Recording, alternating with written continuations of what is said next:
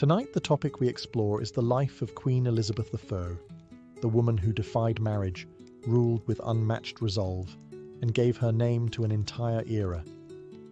From the shadow of execution as a princess to the golden light of triumph as a queen, her reign reshaped England forever. A ruler, a symbol, and a mystery, Elizabeth I stands among the most iconic monarchs in history. So, before you get comfortable, take a moment to like the video and subscribe to the channel only if you enjoy our content. And let us know where you're watching from and what time it is for you. Sometimes the stories we tell are so interesting that they keep us up, and other times we're working on some boring ones for just that reason. Now, it's time to dim the lights, turn on a fan for some soft white noise, and join us as we gently unfold the life, loves, and legacies of the Virgin Queen, Elizabeth Tudor. The year was 1533, and the air in Greenwich Palace buzzed with anxious expectation. King Henry VIII, desperate for a male heir, awaited the arrival of his second child. His new wife, Anne Boleyn, had captivated England, clever, ambitious, and defiant. But when the midwives delivered a baby girl on September 7th, silence fell over the court. The longed-for son had not arrived. Instead, a daughter, Elizabeth. Her birth was not celebrated with the grandeur of a future queen. It was, to many, a political failure. But to her mother Anne, and to a few loyal supporters, Elizabeth was precious. The infant princess had fiery red hair and a sharp, curious gaze. She bore her father's Tudor blood and her mother's bold spirit. What no one yet realized was that this small child, born into disappointment, would one day command an empire. Elizabeth's early years were not easy. When she was not yet 3, her world turned dark. Her mother, once queen, was arrested, accused of adultery and treason, and taken to the Tower of London. Days later, Anne Boleyn was executed, beheaded by sword. Elizabeth, now the daughter of a disgraced woman, was declared illegitimate and stripped of her title. The royal cradle was replaced by a quiet life in the countryside. She was watched more than she was loved. Moved between households, her royal blood kept her in privilege, but her mother's fall kept her in danger. Her father, Henry VIII, married again, and Elizabeth watched, silent and observant, as wives were crowned, discarded, or destroyed. But Elizabeth did not fade. She listened. She learned. Her education was entrusted to the finest scholars, and she absorbed Latin, French, and philosophy with astonishing speed. She read of empires, saints, and kings. Even in childhood, she showed signs of something rare: resilience wrapped in intelligence. Though she had been born into scandal and loss, Elizabeth began to shape herself into something greater. Not just a survivor of her mother's tragedy, but a student of it. She understood what power could do, what love could cost, what silence could protect. And deep inside, the fire of her future reign quietly began to burn. As Elizabeth grew into a young girl, her world remained unpredictable, shaped by the whims of a volatile court and the ever-changing moods of a father she barely knew. But even in this world of danger, she learned to adapt, not by force, but by watching, listening, waiting. While others fought for position, Elizabeth became a master of stillness. She paid attention to how words were used as weapons, how smiles could hide betrayal. Her mind became her fortress, and inside it, she stored every lesson. Her education continued to flourish. Elizabeth read the works of Cicero and Seneca, absorbing the logic of ancient Rome and the grace of classical poetry. She wrote letters in Latin, translated Greek texts, and spoke French and Italian with near-perfect fluency. More than just a noblewoman in waiting, she was becoming one of the most intellectually gifted women in Europe. But knowledge alone couldn't protect her. When her half-brother Edward ascended the throne, Elizabeth kept her head low. And when her half-sister Mary, fiercely Catholic and suspicious of all Protestants, became queen, Elizabeth's life entered a new phase of danger. Whispers surrounded her. Some believed she conspired with Protestant rebels. Others thought she secretly wished to take the throne. In 1554, when a rebellion erupted against Queen Mary, Elizabeth was implicated. She was taken to the Tower of London. The same stone walls that had once held her mother now closed around her. For weeks, she lived with the fear that she might never leave alive. The cold halls of the tower echoed with silence, interrupted only by the creak of footsteps, the distant sound of ravens, and her own quiet prayers. But still, she did not break. Elizabeth denied every accusation with measured clarity. She wrote carefully worded letters to the Queen, denying treason while never seeming too confident. She cried when needed, stayed calm when expected, and allowed her silence to speak louder than outrage ever could. Eventually, she was released, but not because she was believed.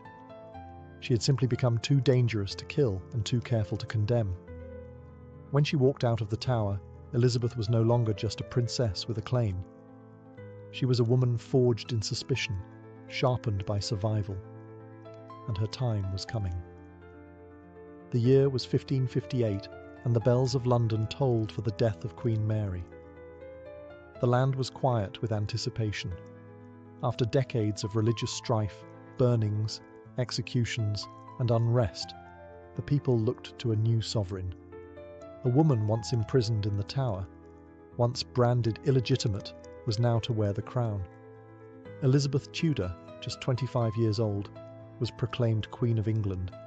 She rode through the capital streets on a white horse, the November air sharp with the scent of wood smoke and change. The people cheered, tossing their caps and kneeling in muddy streets. She smiled, radiant and composed, but inside she knew the weight she now bore. England was divided, the treasury was nearly bankrupt, foreign enemies circled, and many still doubted that a woman could rule alone. But Elizabeth had prepared for this moment her entire life. Her coronation on January 15th, 1559, was a pageant of gold, velvet, and incense. She walked into Westminster Abbey dressed in white and crimson, crowned beneath the ancient arches of kings. And yet, there was something different in her reign from the very start, a sense of resolve, of clarity, of control. One of her first decisions was to restore the Church of England, breaking once more from Rome. But she did it with care. She did not launch mass persecutions or inflame tensions. Instead, she sought compromise. She wanted peace, not fanaticism. She assembled a council of trusted advisors. William Cecil became her most loyal servant, brilliant, steady, and wise. Others, like Francis Walsingham and Nicholas Bacon, formed the backbone of her government. These men understood her vision, a stable England, ruled not by fear, but by intelligence and restraint. And then there was the question that would never go away: marriage. Parliament urged her to choose a husband. Foreign courts sent proposals. Princes and dukes were presented like rare gifts. But Elizabeth refused, not rudely, not hastily. She simply never said yes. She once told her advisors, "I am already bound unto a husband, which is the kingdom of England." She would rule alone. In a world where women were expected to follow, Elizabeth had chosen to lead. And though the road ahead would be lined with enemies, threats, and heartbreak, she had already made the most important decision of her reign. She would never share the crown. From the moment she wore the crown, Elizabeth became the most sought-after bride in Europe. Not for love, but for alliance, control, and power. Kings and princes, dukes and noblemen lined up to win her hand. Each proposal carried with it the weight of diplomacy. A marriage to Elizabeth could shift the balance of Europe. But she remained unmarried. One name rose above the rest: Robert Dudley, handsome, charming, and ever present at Elizabeth's side. They had known each other since childhood. He was one of the few who could make her laugh. Whispers at court speculated endlessly about the nature of their bond. His wife's sudden and suspicious death only deepened the rumours. And yet, Elizabeth did not marry him. She did not marry anyone. There were many suitors over the years. Philip II of Spain, once married to her sister Mary. the Archduke Charles of Austria, Francis, Duke of Anjou. Each man represented a possible alliance. Each courtship was drawn out, sometimes for years, only to end in diplomatic silence. Elizabeth played the game carefully. She used the promise of marriage as a diplomatic tool, never rejecting outright, but never surrendering control. She kept foreign rulers hopeful, while keeping their ambitions at bay. It was a delicate balance, and she mastered it. At home, her choice not to marry made her a curiosity, even a source of anxiety. A queen without a king, a woman ruling alone, and above all, a woman without an heir. Still, she crafted a new identity, the Virgin Queen. She transformed what others saw as a weakness into a symbol of divine purpose. Paintings began to depict her not just as a monarch, but as a myth, draped in pearls, bathed in light, untouched by earthly concerns. She belonged not to any man, but to England. In truth, the choice was both personal and political. Elizabeth had seen too clearly what marriage could cost, how it could weaken a queen, make her vulnerable, or worse, allow another to rule in her name. She valued her sovereignty too much. So she walked alone. And with every year, that decision echoed more powerfully. Elizabeth was not just England's ruler. She was its bride. As Elizabeth's reign deepened, her court blossomed into something extraordinary. More than a seat of governance, it became a stage, where wit, poetry, art, and ambition all danced beneath the Queen's gaze. It was a theatre of power, and Elizabeth was its leading lady. The court at Whitehall and Richmond glittered with silk and gold. Courtiers arrived dressed in the latest fashions, ruffled collars, jewelled sleeves, and velvet robes.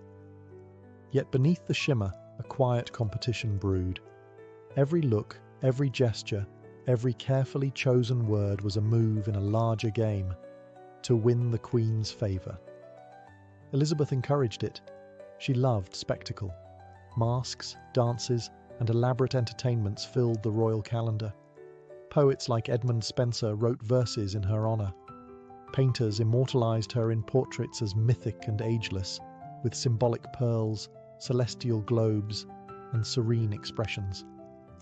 These were not just flattery, they were propaganda, carefully crafted to reinforce her power. And then, of course, there was William Shakespeare. Though he never performed directly for Elizabeth in his early years, his work rose alongside the golden age she nurtured. His plays explored ambition, betrayal, love, and fate, themes she knew all too well. But court life was not all elegance and artistry. It was also dangerous. Beneath the surface, rivalries brewed, factions formed, spies listened. Elizabeth maintained control with remarkable finesse. She never married, yet she played favourites, raising men like Robert Dudley, Walter Raleigh, and the Earl of Essex to great heights, only to cast them down when they overreached. Still, she rewarded loyalty and brilliance. Her closest advisors remained constant, especially William Cecil, her backbone in policy and planning. With his help, she maintained a delicate balance, allowing just enough freedom to keep the court vibrant, but never enough to threaten her throne. Though the pressures of rule were immense, Elizabeth rarely showed weakness.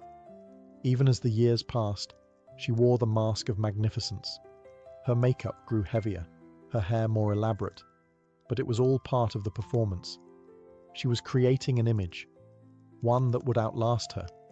To her people, the court was a mirror of her rule, majestic, intelligent, and fiercely controlled. And at its centre stood a queen who understood better than anyone that power wasn't just taken, it was performed. Though Elizabeth's court dazzled with poetry and splendour, shadows gathered beyond the palace walls. Her reign was marked not only by brilliance, but by constant threats, some born from ambition, others from blood. Among the most dangerous of these was her own cousin, Mary, Queen of Scots.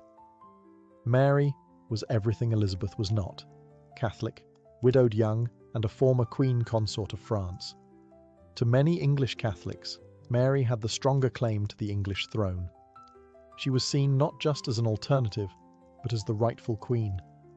And worse still, she was living under Elizabeth's watchful eye. After being forced to abdicate her Scottish throne, Mary fled to England in 1568, expecting Elizabeth's protection. What she found instead was elegant imprisonment. She was moved from castle to castle, closely guarded, politely confined. For nearly 19 years, Mary was a guest in a gilded cage. But she was never harmless. Plots formed around her. Letters were smuggled. Conspirators whispered her name in darkened halls. Some wanted to kill Elizabeth and place Mary on the throne. Time and again, Elizabeth hesitated. Mary was, after all, royalty, a fellow queen, and Elizabeth believed deeply in the divine right of monarchs. How could she justify executing one of her own? And yet, the plots kept coming. Finally, one went too far.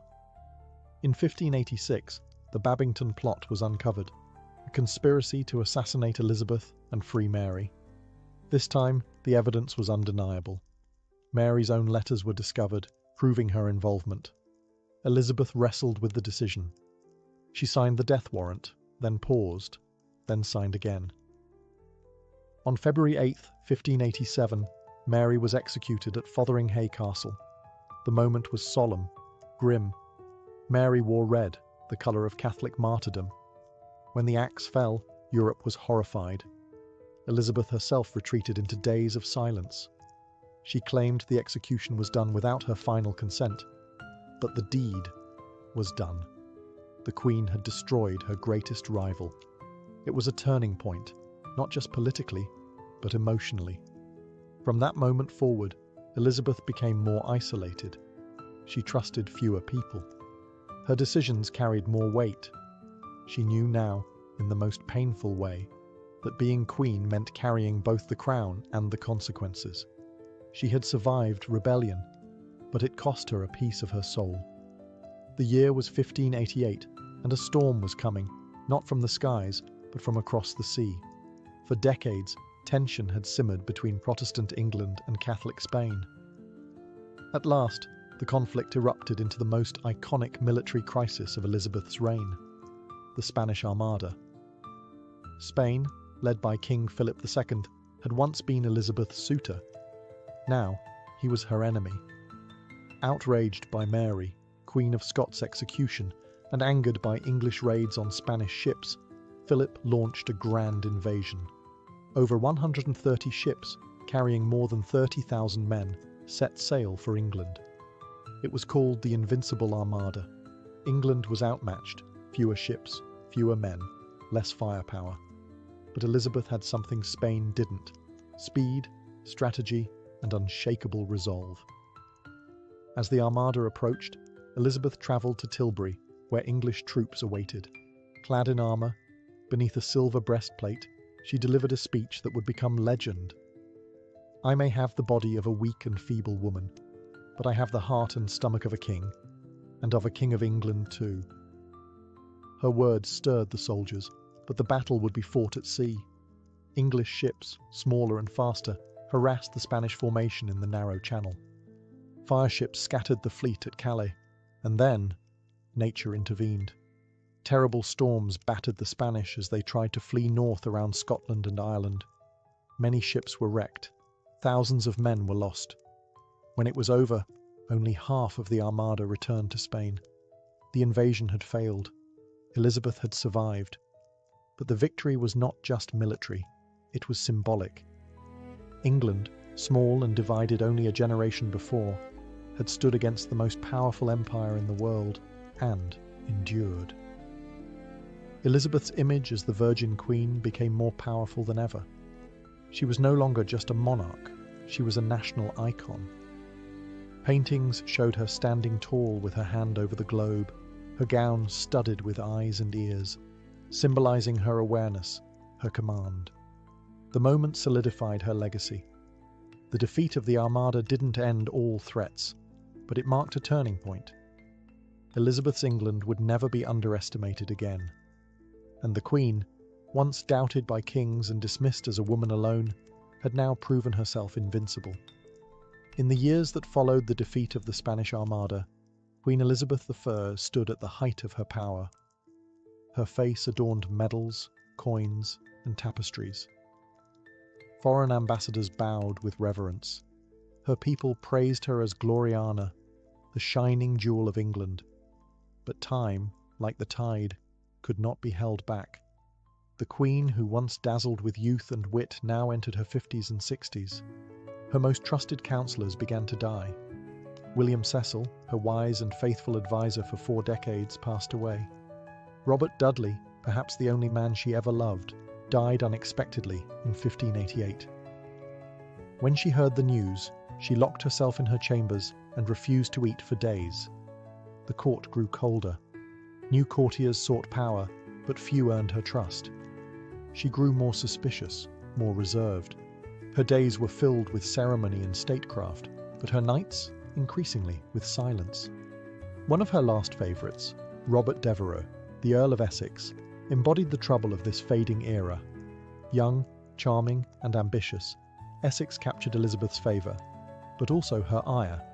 He disobeyed orders, failed in battle, and eventually led a reckless rebellion against the crown in 1601. Elizabeth was forced to sign his death warrant. He was executed for treason, and with him, another piece of her heart vanished. Economically, the country strained. War had emptied the treasury. The cost of living rose. The once glittering court became more ceremonial, less vibrant. Yet the people still loved her. They saw in Elizabeth not just a queen, but the spirit of their nation, enduring, proud, and unyielding. In her final years, Elizabeth refused to name a successor, fearful that it would undermine her authority while she still lived. She stood alone, increasingly weary, yet unwilling to let go of power. The once glorious pageants grew fewer. The dances slowed. The sparkle dimmed, but the crown remained firmly on her head. She wore white lead makeup to mask the aging face beneath.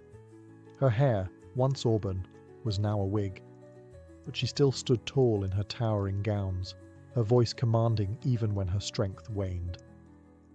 In her twilight, she clung to one thing above all else, her image, because she knew, long before others did, that her legend would outlive her. By the dawn of 1603, Queen Elizabeth III was a woman at the end of a long and extraordinary journey. She had ruled England for 44 years, guiding it through rebellion, invasion, plague, and renaissance. But now, at age 69, she was tired. She withdrew more often from public life. Her appetite faded. She grew thinner, more distant, sometimes lost in thought for hours, sitting silently beneath the windows of Richmond Palace.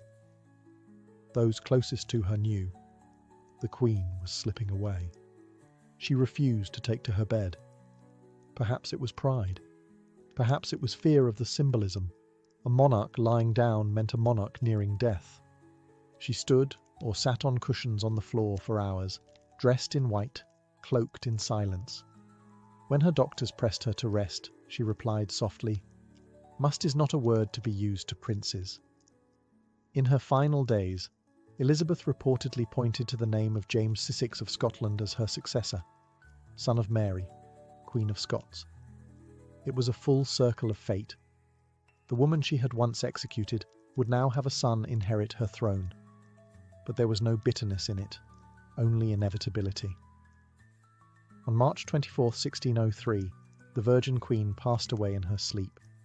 The news echoed through London. Bells rang, black cloth draped the streets, and her people mourned. Not just the loss of a ruler, but the end of an age. The Tudor dynasty was over. Yet something remarkable happened. Elizabeth's legend did not fade. It grew. She was remembered not as a frail, aging monarch, but as the radiant queen who had stood tall against empires, who gave her name to an era of discovery, drama, and defiance. She became myth. To this day, she remains one of the most admired women in history. The Virgin Queen, the Gloriana, the mother of her people, who ruled alone, and left behind a golden age. She was born in scandal, raised in fear, crowned in doubt, but died a queen of legend. And though her voice has long been silent, the echoes of her reign still shape the soul of a nation. England was her husband, and history, her child. Long before the rise of modern hospitals, long before sterile tools and electric lights, the people of ancient Egypt practiced medicine in the warm golden land along the Nile. Here, beneath a sky of blazing sun and soft starlight, healing was both a sacred act and a daily necessity. The Egyptians believed that good health was a gift from the gods, and illness a sign of divine displeasure or spiritual imbalance. To be sick was not simply to be physically unwell, it was to be out of harmony with the world, the body, or the gods themselves. Health required balance, and so medicine was inseparable from religion, magic, and ritual. Healing began not with a diagnosis, but with a prayer. Temples were the first hospitals.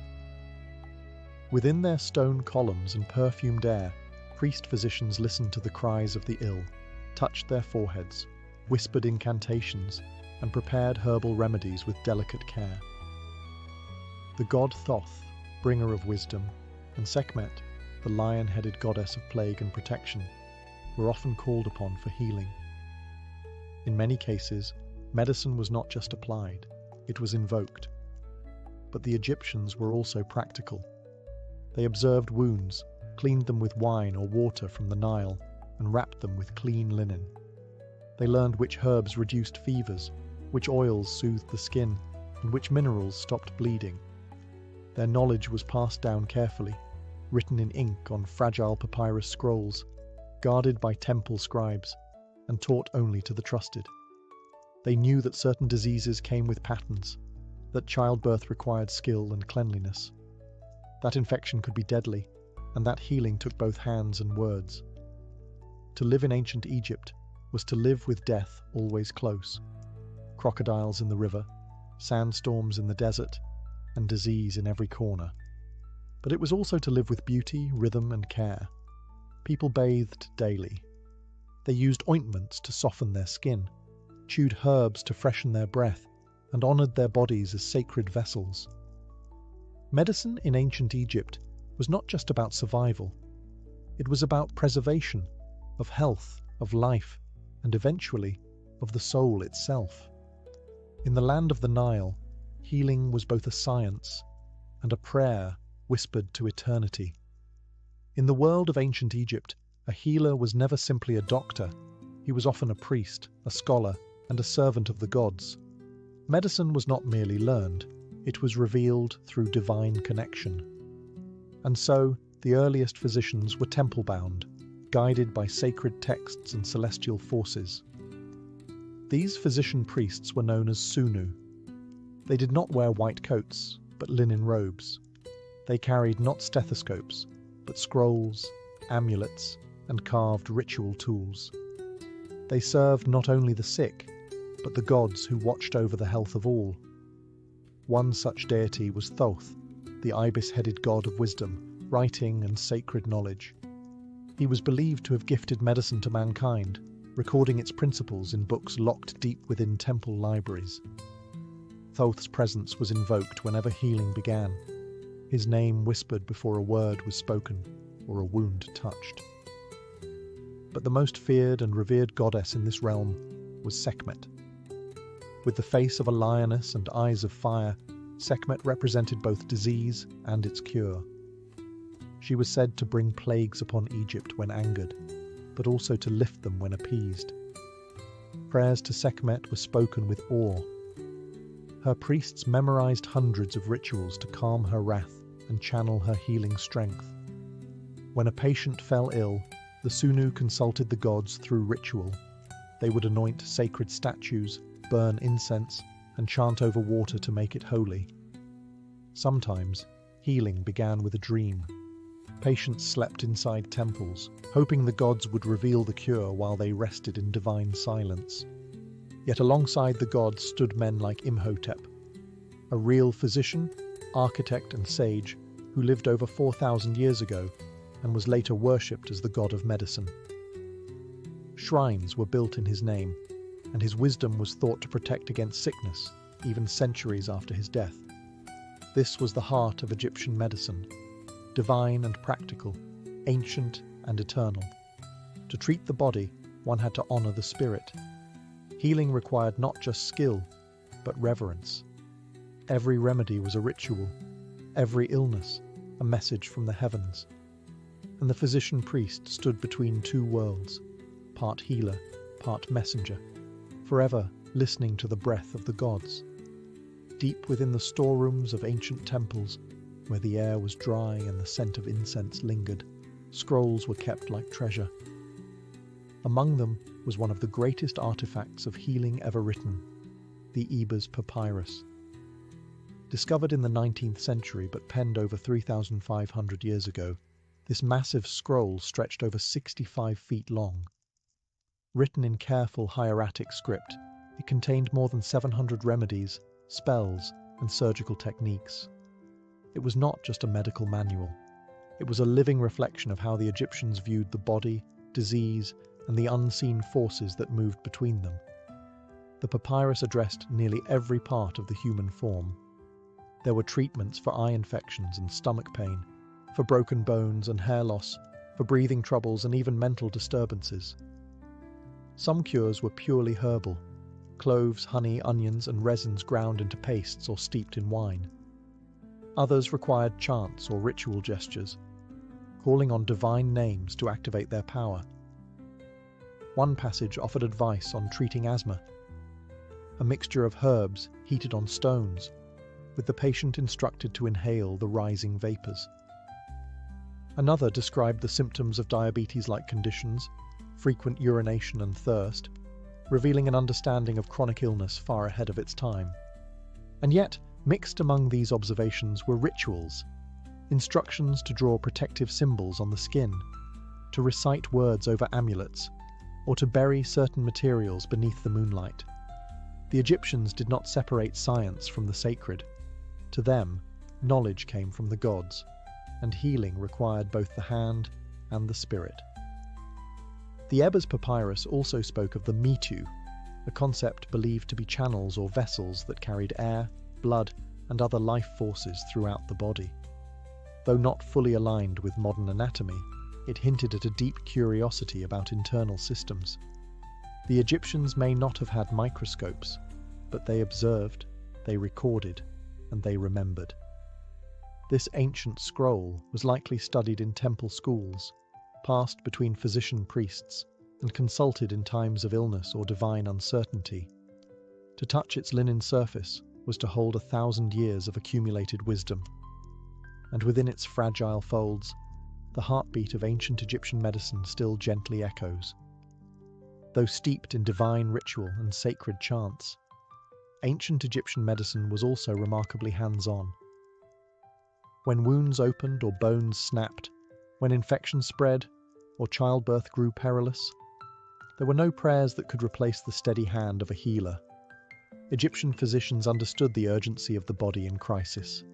They treated injuries with surprising precision, guided not only by the gods but by experience, observation, and ingenuity.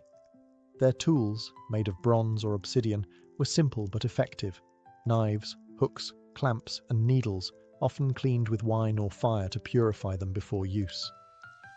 When a patient suffered a cut or gash, the physician would cleanse it with honey, a natural antiseptic, rich in enzymes that killed bacteria. Then came linen bandages, carefully wrapped to protect the wound and promote healing. These were not the coarse strips used for mummies, but soft, bleached cloth, sometimes infused with herbs or oils to soothe the skin. For broken bones, splints were carved from wood or reeds and tied securely with strips of fabric. Dislocated joints were massaged back into place with oils. Swelling was reduced using cool compresses made from crushed lotus root or ground minerals. Even burns were treated, with mixtures of milk, honey, and clay to draw out heat and prevent infection. Surgeons understood the body's structure through animal dissection and battlefield necessity. Though internal surgery was rare, abscesses could be drained, boils lanced, and infected tissue removed. They even practiced a form of cauterization, using heat to stop bleeding or close wounds, sometimes with incantations spoken alongside, as if to seal the injury on both physical and spiritual levels. There was no anesthesia in the modern sense, but sedatives existed. Mandrake root, poppy extract, and fermented drinks could dull pain and ease the body into a dreamlike stillness. And through all of it, there was a sense of calm. The healer worked slowly, methodically. Each motion had meaning. Each patient was a soul in need of restoration, not just a body to be mended. In these moments, amid blood and bandages, the sacred met the practical. And through steady hands and ancient herbs, Egypt's sunlit temples gave birth to some of the world's first true surgeons. To walk into an ancient Egyptian healing chamber was to enter a space where the seen and the unseen coexisted. While herbs and salves were prepared by hand, just as vital were the words spoken, spells, incantations, and sacred names whispered into the air like medicine for the spirit. Illness was not always blamed on natural causes. Often it was believed that evil spirits, malevolent gods, or the restless dead had invaded the body. Cures had to be physical and spiritual. That meant using magic, not as superstition, but as a legitimate branch of medicine.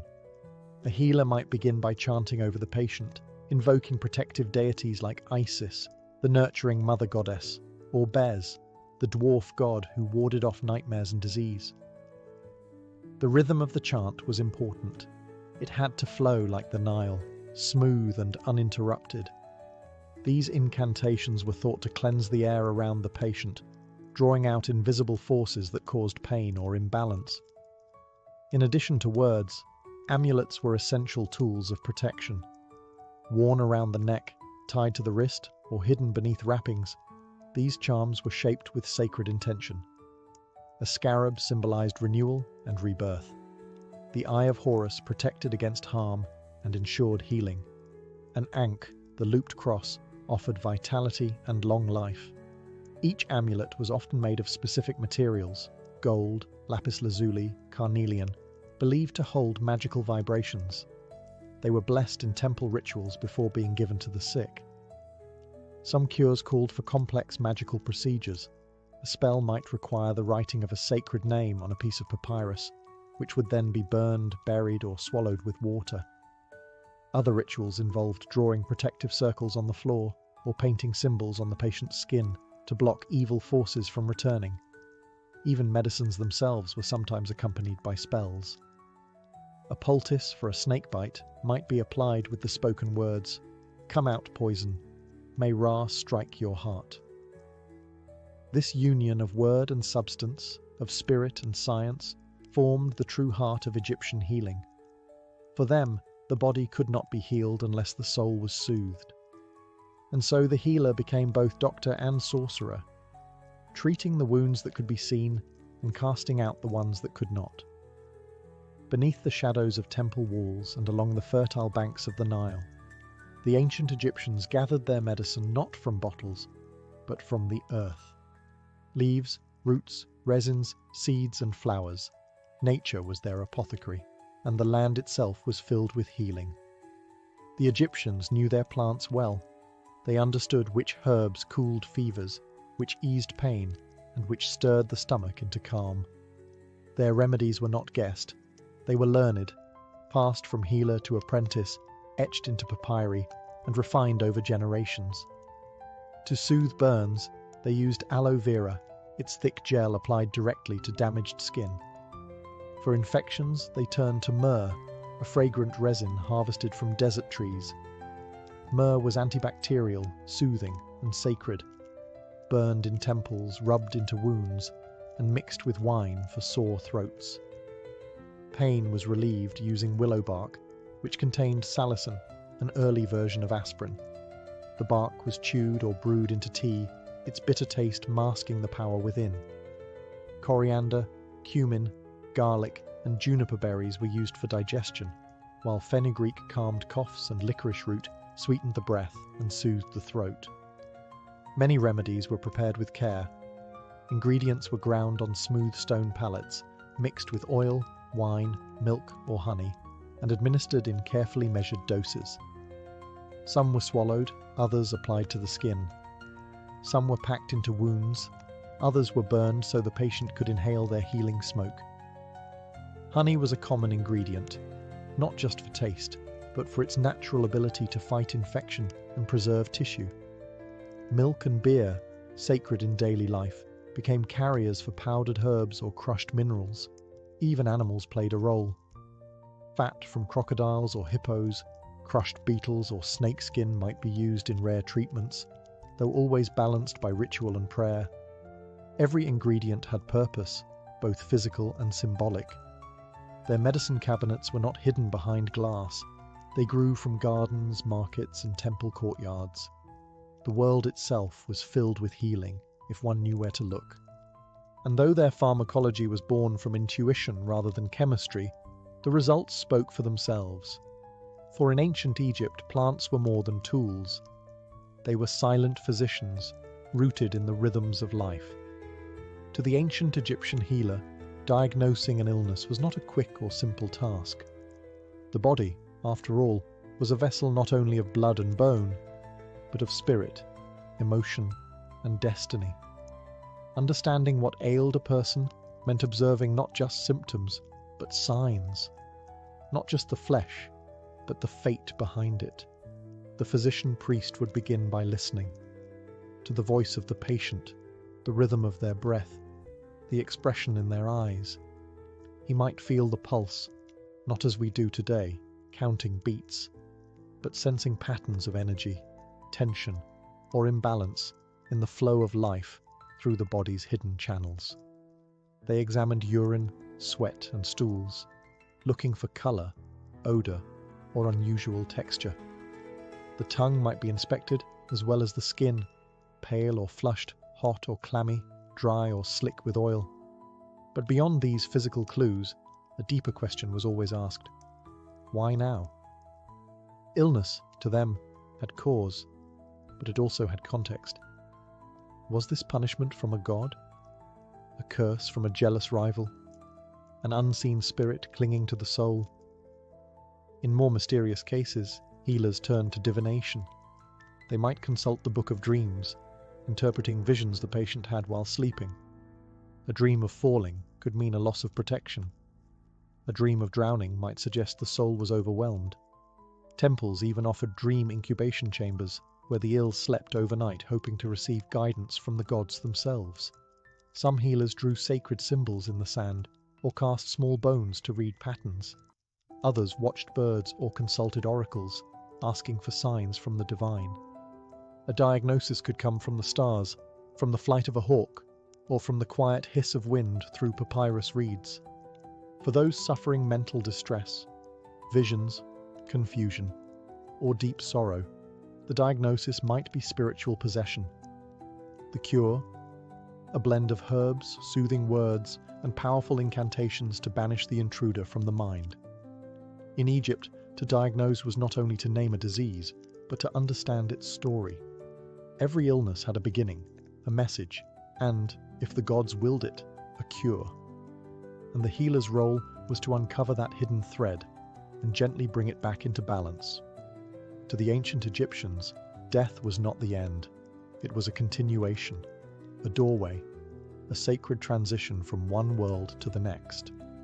And just as a physician healed the living, he also prepared the dead.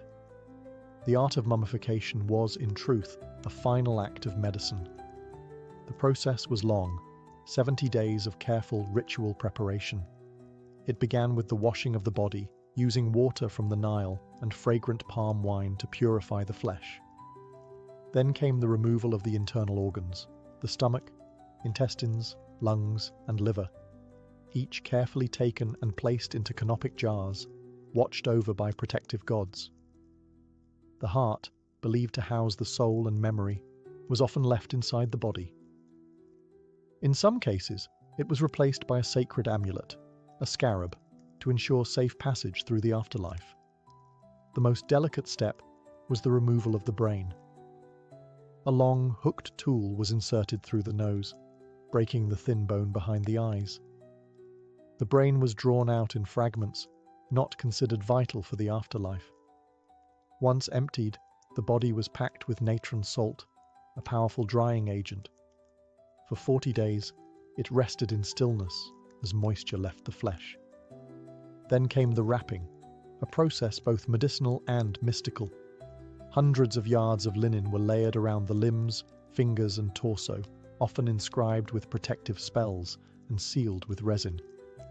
Amulets were placed between the layers, each symbol meant to guard a part of the spirit's journey.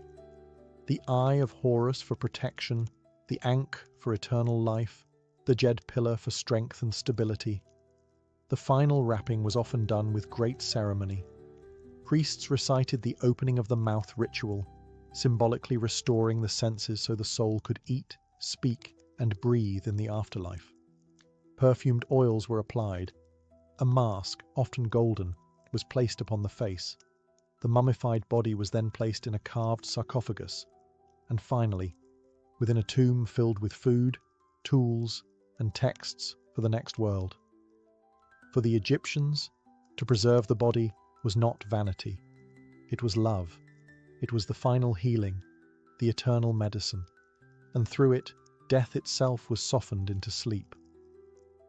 Though the sands have long covered the temples, and the papyrus scrolls have faded with time, the wisdom of Egypt's ancient healers still echoes in quiet ways.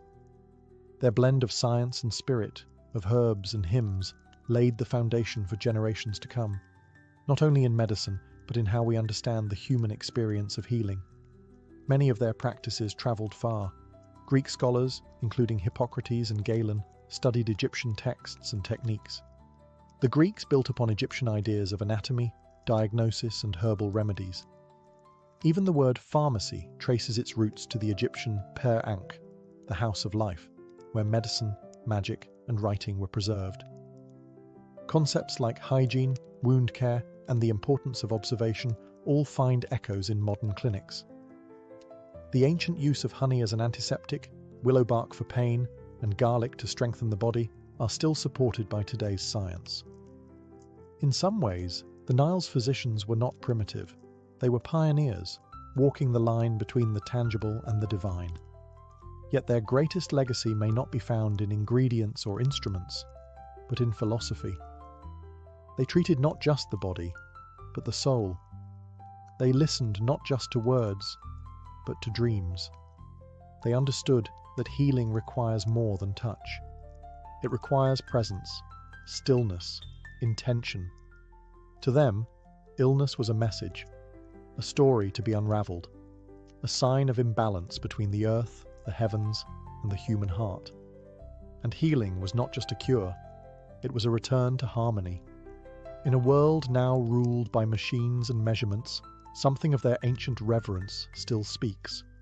The quiet patience of the physician-priest, the soft chant over a cup of herbs, the belief that the act of healing in itself is sacred. Today, we walk in the shadow of those sunlit halls, where stone lions once stood guard, and incense drifted through columns, and in the quiet corners of modern medicine, where a hand is held, a prayer is whispered, or a life is honoured, we still feel the heartbeat of those who came before. The healers of the Nile have not been forgotten. They are still with us, in every breath that seeks to heal, and every soul that longs for peace. Ding. In the spring of 1945, Berlin was no longer the heart of an empire. It was a city in ruins.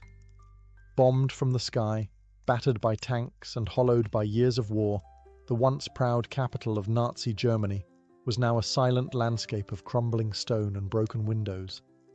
Streets were unrecognizable, landmarks reduced to rubble. The war had ended, but what followed was not peace.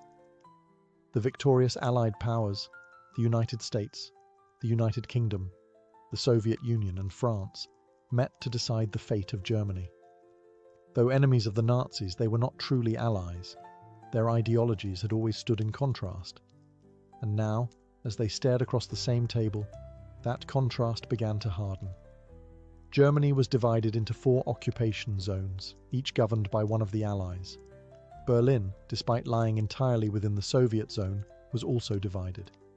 A city within a country, split among 4 foreign powers. What began as cooperation, an attempt to stabilize the nation, quickly shifted. Ideals clashed, agreements frayed. In the Western zones, the Americans, British, and French encouraged democratic rebuilding. They introduced free elections, supported private enterprise, and sought to revive Germany's economy. In the Eastern Zone, the Soviets imposed centralized control. They dismantled industry, censored opposition, and established the roots of a socialist state aligned with Moscow. Berlin became the epicenter of this growing rift. Once a single metropolis, it now hosted 2 opposing futures. West Berlin began to fill with American goods, jazz music, and newspapers. East Berlin echoed with propaganda, food rationing, and political purges. In these early post-war years, the border between East and West was not yet walled. People could still move freely between sectors, passing from one world to another by crossing a street. But tensions rose with each passing month. In 1948, when the Western Allies introduced a new currency, the Soviets retaliated with the Berlin blockade, sealing off road and rail access to the city. In response, the West launched the Berlin Airlift, a massive operation flying in food, fuel, and supplies. For nearly a year, West Berlin survived on wings. By the time the blockade ended, one thing was clear. Berlin was no longer just a city. It was a symbol, a fault line between freedom and control, between East and West, and it would only grow deeper. The end of the war had brought victory, but not unity. As months turned into years, the uneasy partnership between the Allies deteriorated into quiet hostility. The world was dividing, not just ideologically, but physically. And nowhere was that split more visible than in Berlin. The city that once stood as the cultural and political heart of Germany was now a microcosm of the entire Cold War. On one side, the Western Allies, led by the United States, pushed for reconstruction, democracy, and open markets.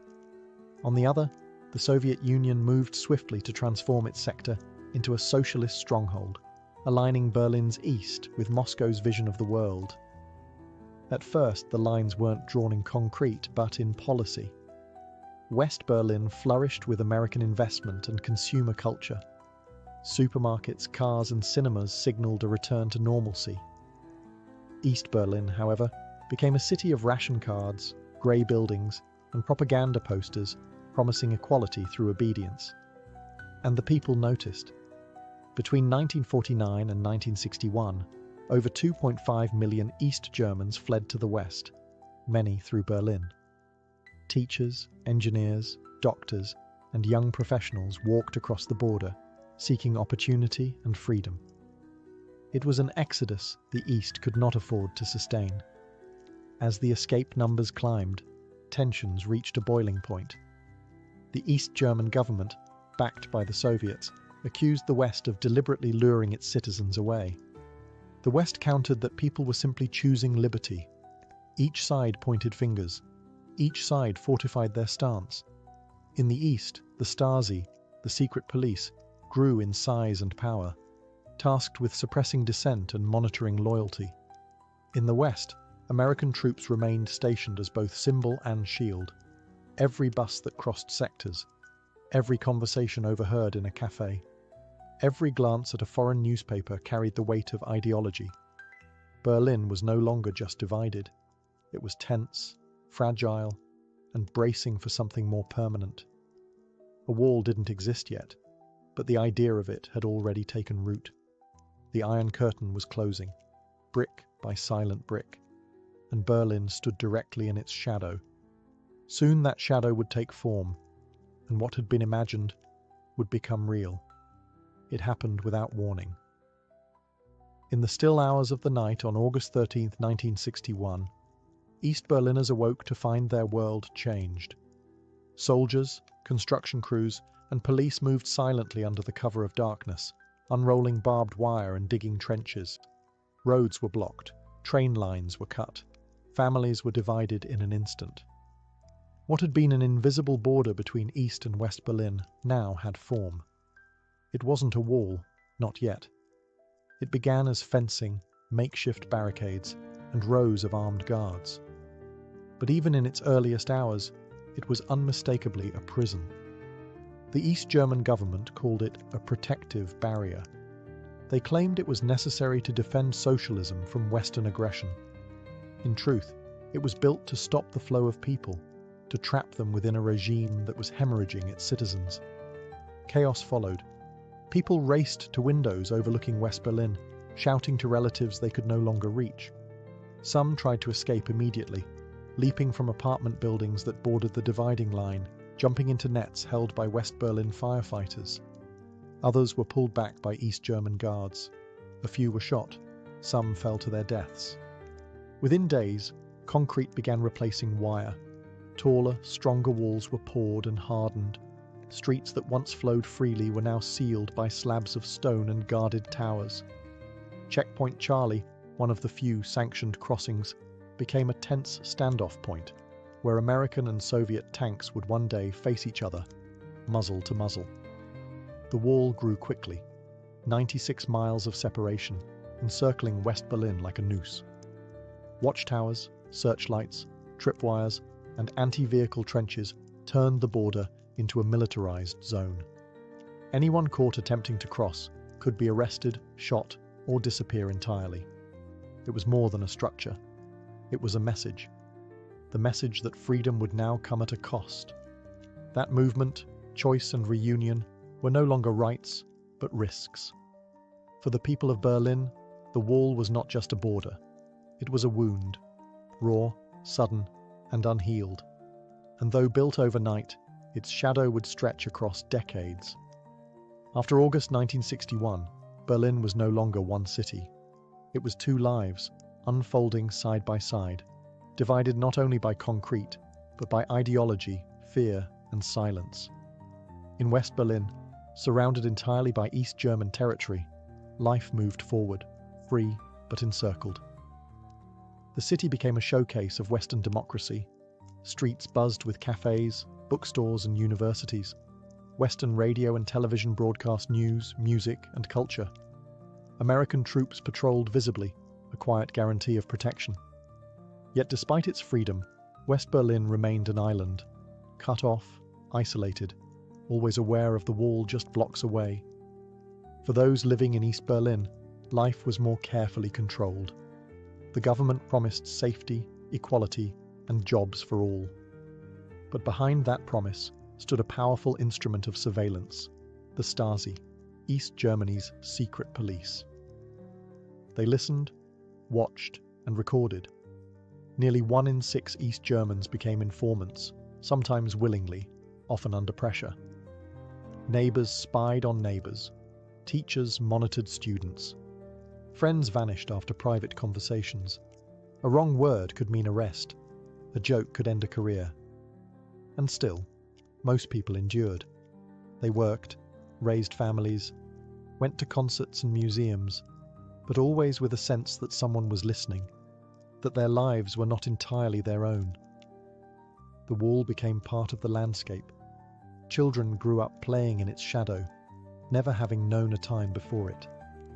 Lovers stood on opposite sides, waving silently across the divide. Grandparents died without seeing their grandchildren again. Even telephone lines between East and West were severed. Letters were censored. Emotions had to be folded up, like maps of a city you could no longer reach. And yet, people adapted. West Berliners held protests and candlelight vigils. East Berliners found quiet joy where they could, through music, poetry, whispered dreams. Churches became places of refuge, where resistance could be spoken behind stained glass and candles. But no one ever forgot the wall. It was always there, grey, cold, and watching. A constant reminder that freedom could be taken in a night. And for the people of Berlin, life became a balancing act, of hope and resignation, of love and loss, of waiting and remembering, waiting for the day the wall might fall. The Berlin Wall stood as a fortress, concrete, steel, and silence. But even the strongest walls could not stop the human desire for freedom. And so, from the moment it rose, people began searching for ways to go over, under, and through. Some tried within hours. In those first confused days, people leapt from windows of buildings that bordered the west. Some made it. Others fell to their deaths as East German authorities rushed to brick up the exits. Over time, the escapes became more desperate and more daring. One group of friends spent months digging a tunnel beneath the wall, hauling dirt out in buckets and working by candlelight. In the end, 29 people crawled to freedom through that narrow passage. Another family floated across the border in a homemade hot air balloon, stitched together from scraps of nylon and powered by propane tanks. Others hid in modified cars, curled beneath floorboards or crammed into secret compartments behind dashboards. A young man once drove full speed into a checkpoint with his windshield removed, so the border guards couldn't see him duck moments before he crossed. The gamble worked. He lived. Some tried to swim, the icy waters of canals and rivers offering a dangerous but open route. A few succeeded, many did not. Bullets were often faster than water. In total, more than 5,000 people successfully escaped from East Berlin during the wall years, but over 140 lost their lives in the attempt. Each one became a symbol of courage, desperation, and the cost of control. Among the most haunting was Peter Fechter, an 18-year-old shot while trying to climb over the wall in 1962. He fell back into the death strip, crying out for help as soldiers stood watching. No one came. He bled to death in view of the world. His story, and so many others, echoed beyond Berlin, stirring outrage and sorrow across the globe. For those who escaped, life in the West was often bittersweet. Freedom came with guilt, grief, and the knowledge that loved ones remained behind. But each successful crossing struck a quiet blow against the wall's power, because every escape was more than a journey. It was a reminder that no wall, no matter how high or guarded, could stop the will to be free. Not everyone could escape. For many in East Berlin, crossing the wall was never an option. Family, risk, or circumstance held them in place. But staying didn't mean surrendering. In the quiet corners of everyday life, resistance took root, not with weapons, but with words, whispers, and willpower. Writers and poets smuggled their work westward, publishing banned manuscripts under pen names. Their voices, too dangerous to speak aloud in the East, were carried over the airwaves by Western radio. Even the act of listening became an act of rebellion. Tuning into radio-free Europe, volume turned low, curtains drawn shut. Churches became sanctuaries, not just of worship, but of truth. While the state watched schools and workplaces, the Lutheran Church offered space for discussion, dissent, and hope. In candlelit halls, people gathered to talk about peace, reform, and the possibility of change. The regime tolerated the church only reluctantly, and its leaders became guardians of the last slivers of free thought. Artists turned blank walls into symbols. Painters created surreal, dreamlike pieces laced with meaning. Musicians recorded underground cassettes filled with lyrics that criticized the regime in metaphor. Even graffiti, dangerous and illegal, became a voice in the dark. Students passed notes in code. Families told jokes behind closed doors. Children grew up learning to speak in two ways, one for school, one for home. The Stasi watched it all. Their network was vast. Informants in universities, apartment buildings, theatres. A careless comment could result in interrogation or worse, yet still, people resisted. Not loudly, not always visibly, but persistently. In West Berlin, solidarity movements rallied and amplified those voices. Activists sent books, letters, and support across the divide. Western musicians held concerts at the wall, their music spilling over the concrete. David Bowie, in 1987, sang Heroes, just meters from East Berlin, his voice heard by thousands on both sides. Some resistance was dramatic, others quiet and slow burning. But each act, no matter how small, was a refusal to forget that freedom existed just beyond reach. The wall could divide a city, but it could not fully crush the human spirit. In silence, in song, in secret smiles, resistance endured. And beneath the surface of control, something was shifting. By the mid-1980s, change was stirring, not just in Berlin, but across the Eastern Bloc. The Soviet Union, long the architect of East Germany's policies, was beginning to shift. Under Mikhail Gorbachev, reforms known as glasnost, openness, and perestroika, restructuring, began to ripple through the rigid steel of communist control. But East Germany's leadership resisted. Hardline and paranoid, they rejected reform, insisting that socialism would continue untouched. Yet the people knew otherwise. The outside world was no longer out of reach. Western television beamed images of prosperity. Radio waves carried voices of change. Travelers returned with stories of life beyond the wall. Then, something unexpected happened. In Hungary, a fellow Eastern Bloc nation, border fences began to come down. In May 1989, Hungary opened its border with Austria, creating a quiet escape route to the west. Thousands of East Germans poured into Hungary, then crossed into Austria and freedom. This wave of defiance sparked a chain reaction. Peaceful protests spread through East Germany.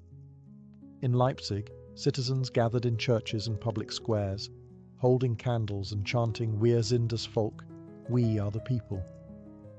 Their message was clear. The government no longer spoke for them. Week after week, the protests grew. In Dresden, Berlin, and other cities, tens of thousands marched, peacefully but with conviction. For a state built on surveillance and silence, the noise of the people became deafening. International pressure mounted. Cameras captured the marches, the tension, the courage. Even East German security forces began to hesitate.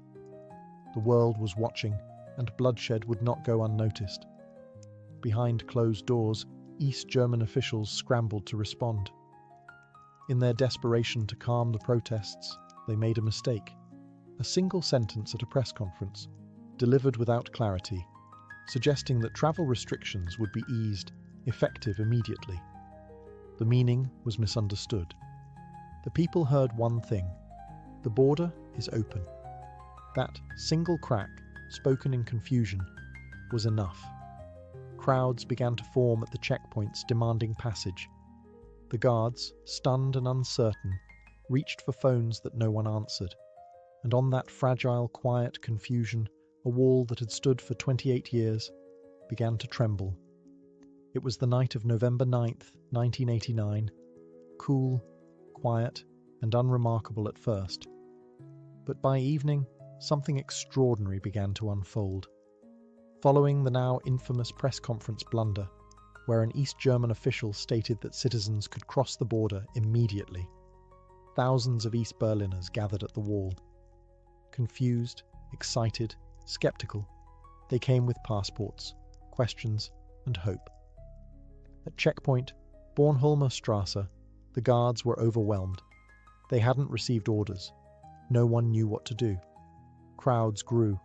The chants became louder. "Open the gate!" Some guards shouted into phones, asking for instructions, asking for help. But the higher-ups too were caught off guard. No orders came. And then, at 10:45 p.m., a miracle born of hesitation happened. A single border guard, faced with thousands of unrelenting citizens and no clear direction, made a choice. He opened the gate. Within moments, people surged forward, laughing, crying, embracing strangers. East Berliners poured into the west, where crowds were already waiting with champagne, flowers, and tears. The divide of decades was now a flood of joy. As midnight approached, Berliners climbed the wall itself. They stood atop the concrete monster that had haunted them for 28 years, arms raised to the sky. Some chipped away at it with hammers and chisels, turning the wall into dust and souvenirs. Others simply sat in silence, unable to speak through the emotion. There was no violence, no sirens, no bullets, only freedom. The world watched in awe. News anchors struggled to hold back tears. Politicians scrambled to understand what was happening. But for the people of Berlin, there was nothing to debate. The wall had fallen, not by decree, not by policy, but by the will of those who refused to live divided. That night, the city sang. Streets once patrolled by soldiers rang with music, clinking glasses, and the murmur of reunions. Siblings met after decades. Old lovers embraced. Strangers kissed through wire fences now pulled apart. The wall had tried to silence them. But on that night, it became the loudest silence in history, broken not by bombs, but by joy. And in those early morning hours, Berlin was whole again, not yet officially, but undeniably. The wall had fallen. But the path to healing was just beginning. In the weeks that followed November 9th, 1989, Berlin transformed. Borders stayed open. Guard towers were abandoned. Bulldozers moved in. Pieces of the wall were chiseled away, kept as souvenirs, sold in markets, sent around the world. Each fragment, a symbol of something bigger, a victory of unity over division. On October 3rd, 1990, less than a year later, East and West Germany were officially reunified. The flags changed. The maps were redrawn. Berlin was no longer an island, no longer a front line. It was once again the capital of a single sovereign nation. But reunification was not instant harmony. East and West had grown apart, not just in wealth and infrastructure, but in memory. East Germans, or Ossis, had lived under surveillance and restriction. West Germans, or Wessis, had lived in freedom, but often misunderstood what life behind the wall had cost. The physical barrier had been removed, but emotional ones took longer. Still, Berlin moved forward. The Brandenburg Gate, once trapped in the death strip between two worlds, became a symbol of celebration. Unity Day became a national holiday. Streets were renamed. Statues came down. And still standing pieces of the wall were left as memorials, not to glorify the past, but to remember it. Today, Berlin is a city reborn. Its walls are now covered in art. Its once divided train lines now run uninterrupted. Where soldiers once stood with rifles, children now play, and where silence once lingered, music flows. But the memory endures. Museums and markers remind visitors where the wall once stood. Small brass plaques on sidewalks name those who died trying to cross. And every year, Berliners light candles on the anniversary of the wall's fall, not in celebration alone, but in reflection. Because the story of the Berlin Wall is not just about division, it's about resilience, about the quiet courage of those who stayed, the daring of those who fled, the voices that refused to be silenced. And in a world that still builds walls, Berlin remains a whisper, a reminder that even the tallest structures can crumble when people choose to stand together. The wall is gone, but the lessons remain. Wall. Before the violin took its shape, the world was already filled with stringed voices, soft, trembling notes that danced through temples, courts, and villages. The idea of drawing sound from string was ancient, older than memory itself. And for centuries, humanity experimented with ways to make wood, gut, and bow create something that resembled song. The earliest known bowed instruments came not from Europe, but from Central Asia and the Middle East. The rebab, with its round belly and haunting tone, spread through Islamic culture and into North Africa and Spain. In Byzantine lands, the lyra echoed in palaces and town squares. In medieval Europe, the fiddle and the viol took root. Flat-backed, fretted instruments often played in ensembles or to accompany dance. These early instruments shared a spirit, if not a shape. They used a bow to stroke the strings, creating sustained tones that mimicked the human voice. But they lacked something, a certain clarity, projection, and flexibility. The music of the Renaissance was growing richer. more expressive. Composers longed for instruments that could match their expanding vision. And so, the search for a more refined sound began. By the 15th and early 16th centuries, a new design began to emerge. It wasn't the product of one man or one moment, but a gradual evolution, shaped by trial, error, and intuition. Luthiers, string instrument makers, experimented with curved tops, arched backs, and F-shaped sound holes, searching for balance between resonance and control. The idea of 4 strings, tuned in fifths, took hold. A smaller body, easier to handle and more agile in voice, became preferred. And most importantly, the instrument was designed not to sit on the lap or be cradled like a viol, but to rest on the shoulder, held close, like a companion. This was not just a technical change, it was emotional. It made the player part of the instrument and the instrument part of the player. And though it had no official name at first, this new form, this slender, curved, expressive creature, was the birth of what we would come to call the violin. Delicate, powerful, and timeless. In the heart of northern Italy, nestled beside the slow-moving waters of the Po River, lies the quiet city of Cremona. In the 16th century, this was not a city of armies or kings. It was a city of artisans. The streets echoed not with cannons, but with chisels tapping wood, with hands smoothing varnish, with music drifting softly from behind shutters. It was here, in Cremona's workshops, that the violin found its true home. No one can say exactly why Cremona became the cradle of violin making. Perhaps it was the humidity in the air, ideal for curing tonewood. Perhaps it was the abundance of alpine spruce and Balkan maple, the perfect marriage of softness and strength. Or perhaps it was the people, humble craftsmen with careful hands and keen ears, who gave the violin its soul. Among them was Andrea Amati, born around 1505, a luthier whose vision would shape music for centuries. In his small workshop, Amati began to refine the form of this young instrument. He carved its body with elegant symmetry, gave it 4 strings tuned in perfect fifths, and added F-shaped sound holes that allowed the wood to breathe and sing. He didn't invent the violin out of nothing, but he gave it consistency, beauty, and balance. His instruments were commissioned by nobility, including the French court. The violin, once a curiosity, was now a work of art, adorned with delicate decorations and royal crests, capable of both courtly grace and peasant joy. The city itself became a musical forge. Amati's sons and grandsons carried on the tradition, refining his designs and teaching others. New names emerged: Guarneri, Stradivari, each adding their voice to the evolving language of sound. Cremona's violin makers didn't work from plans. There were no blueprints, no machines. Each instrument was born from the eye, the ear, and the hand, measured by feel, shaped by instinct, finished with care. The sound was tested not with tools, but by playing.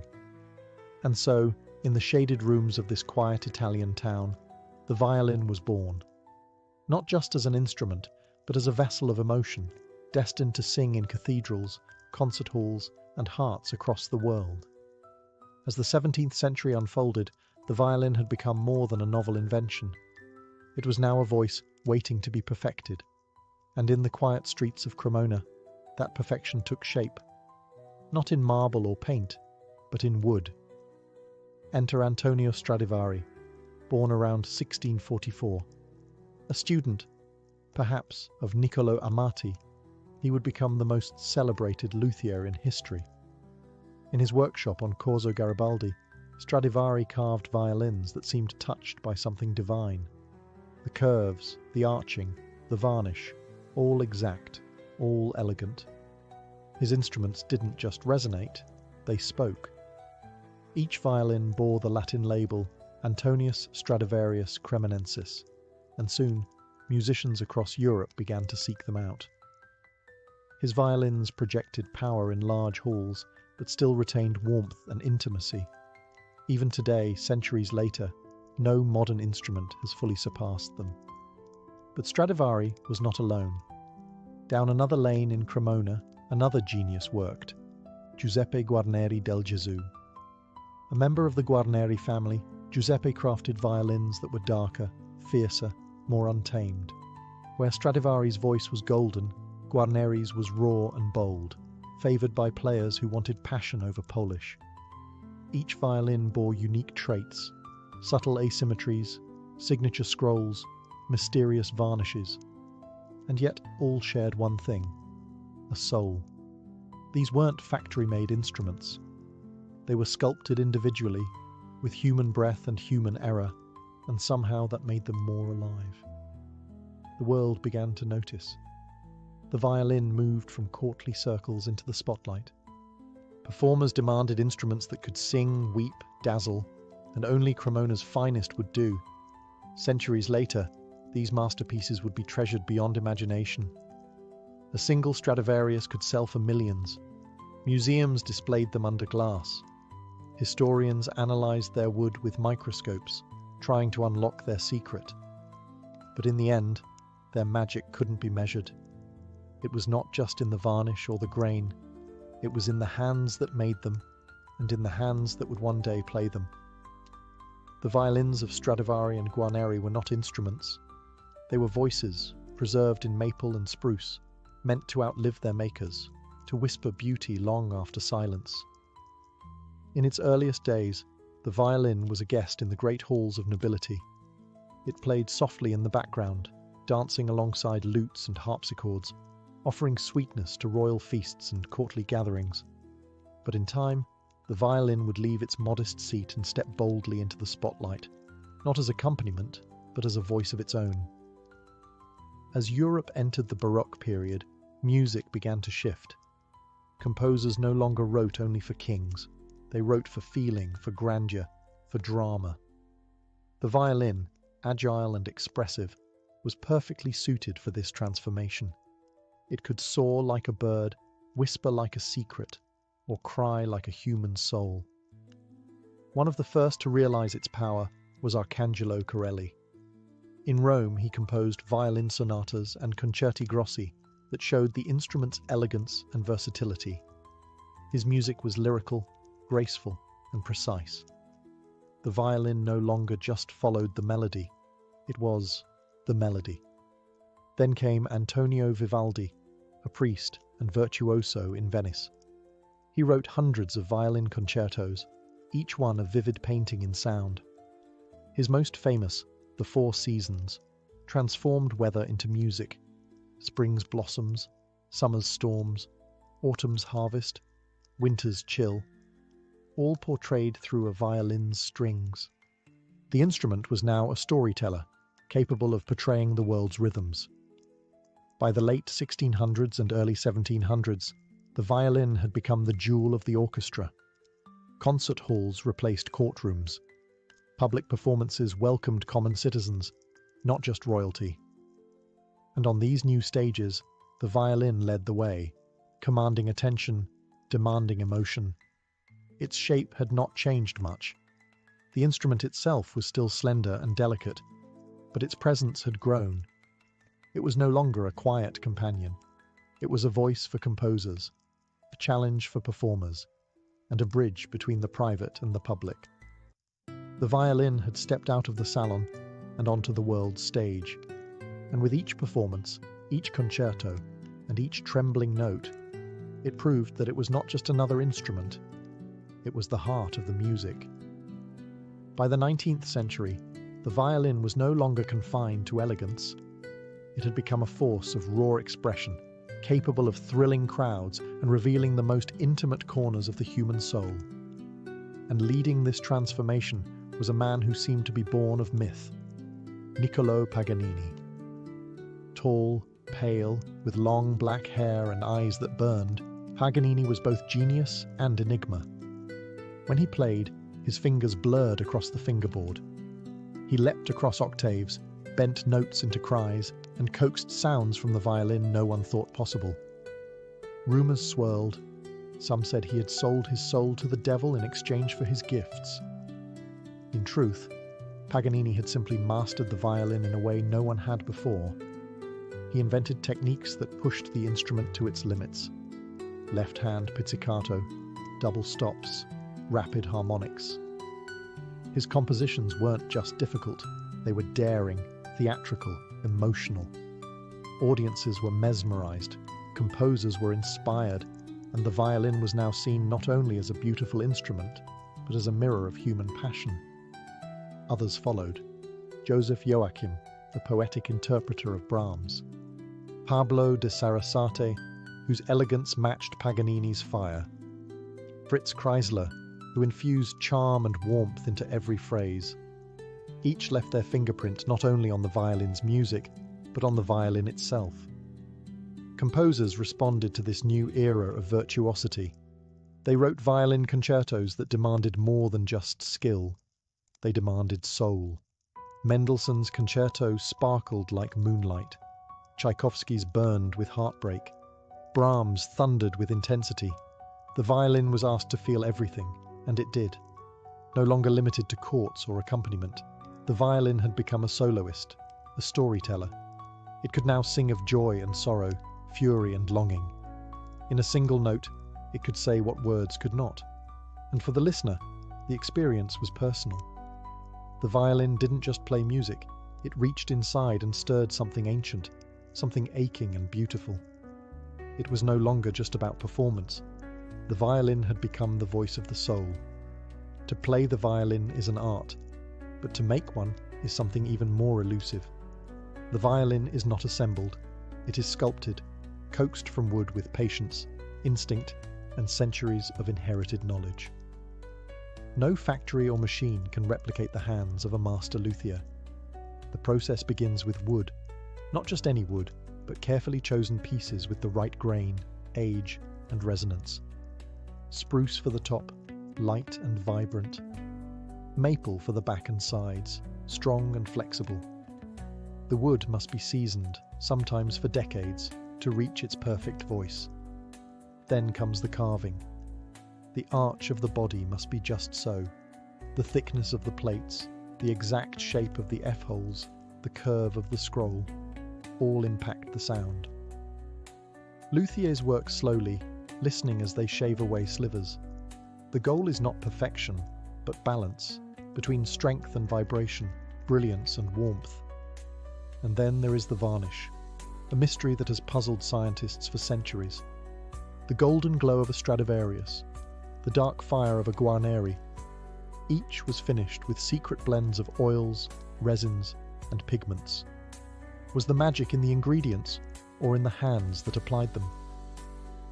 Modern researchers have X-rayed, CT scanned, and chemically analysed the great violins of the past. They've measured frequencies, modelled acoustics, even recreated 3D printed copies. And yet, no one has fully unlocked the secret. Because the secret may not be in the material, but in the relationship. A great violin is more than its parts. It is the product of hours spent listening, adjusting, feeling. The luthier taps the wood, bends the grain, senses its potential. There is no manual for this, only experience, passed quietly from one generation to the next. Even today, in small workshops around the world, violins are still made this way, by hand, by heart. Each one is slightly different, because each piece of wood has its own story, and once the instrument is finished, it waits, silent, breathless, until the bow draws across its strings and brings it to life. The violin does not just sing, it remembers how it was made. Though born in the hands of Italian luthiers, the violin did not stay in Europe. Its voice, so human, so adaptable, was destined to travel. Across mountains and oceans, through trade routes and migration, the violin became a citizen of the world. In Ireland and Scotland, it became the fiddle, lively, earthy, and quick.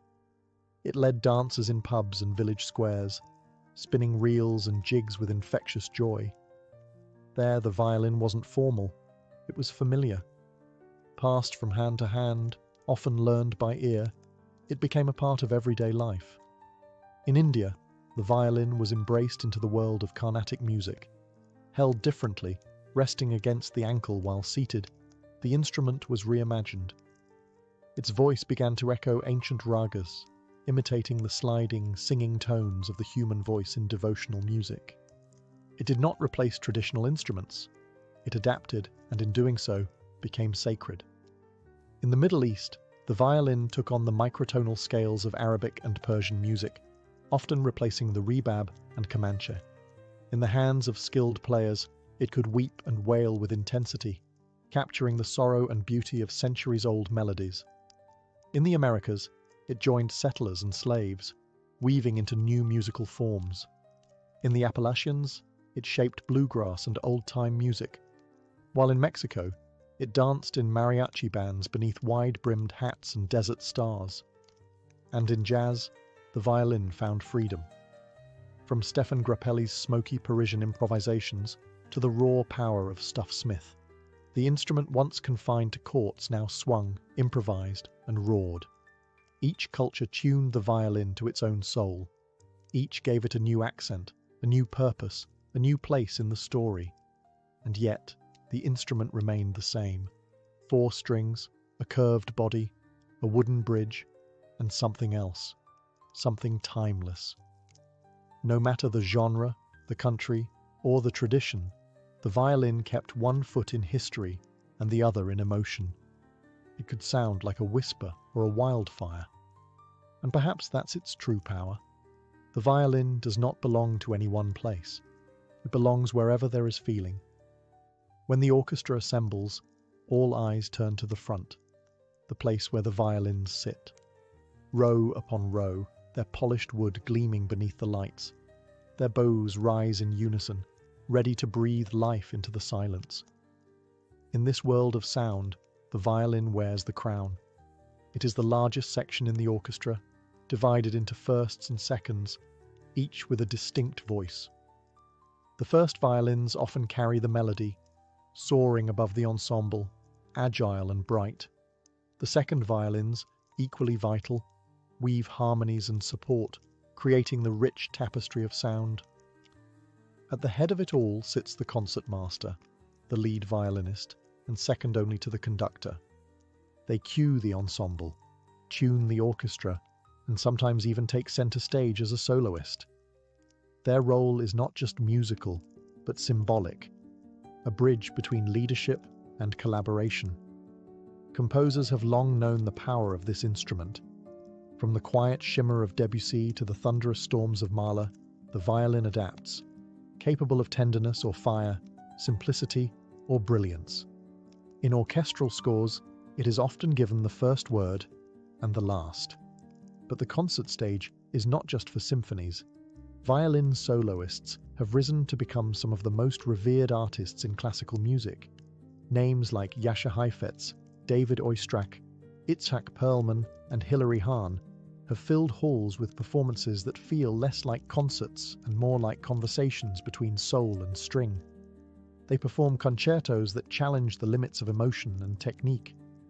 Tchaikovsky's aching melodies, Sibelius's icy fire, Beethoven's quiet majesty, all come alive when a single violin steps forward. The violin leads, it listens, it lifts, and when the orchestra swells behind it, the sound becomes not just music, but story. In the concert hall, under golden ceilings and velvet curtains, the violin has found its kingdom.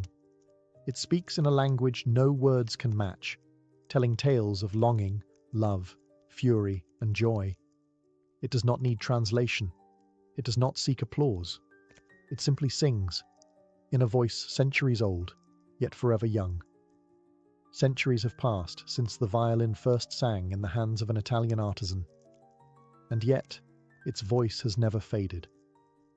From palace chambers to crowded subways, from grand concert halls to humble village dances, the violin endures, not as a relic, but as a living, breathing soul of music. In an age of digital instruments and synthetic sound, the violin remains unchanged. It still begins as wood, cut, carved, and shaped by hand. It still waits in silence until touched by bow and breath. No batteries, no wires. Just tradition, tension, and the quiet power of resonance. New luthiers continue the craft, some in the same towns, even the same streets, as Amati and Stradivari once walked. They work not from mass production, but from memory, mentorship, and intuition. And players, young and old, still pick up the violin for the first time with a mixture of awe and reverence. Old violins, too, continue to live. Some are passed through generations, their varnish worn smooth by the hands of history. Others rest in velvet-lined cases, waiting for the right player to draw them back to life. A Stradivarius, built in the 1700s, can still hold a room in silence with a single note. But the violin is not confined to the past. It plays in film scores, in experimental jazz, in video games and virtual reality. It speaks to audiences who have never heard a concerto, drawing emotion from ears that don't know its name. Because the violin does not need to be explained. Its language is universal. A cry in one culture is a cry in another. A lullaby is soft in any tongue. And still, after all these years, the violin has one more miracle. It grows with you. A child's scratchy first notes become, in time, the song of their life. For the listener too, it changes. What once felt bright might now feel nostalgic. What once was joyful might now bring tears. It evolves, not in shape, but in meaning. Because the violin is not just an instrument. It is a companion to emotion, a vessel for memory, a voice that never forgets. And as long as there is silence in the world, the violin will be there, ready to sing again.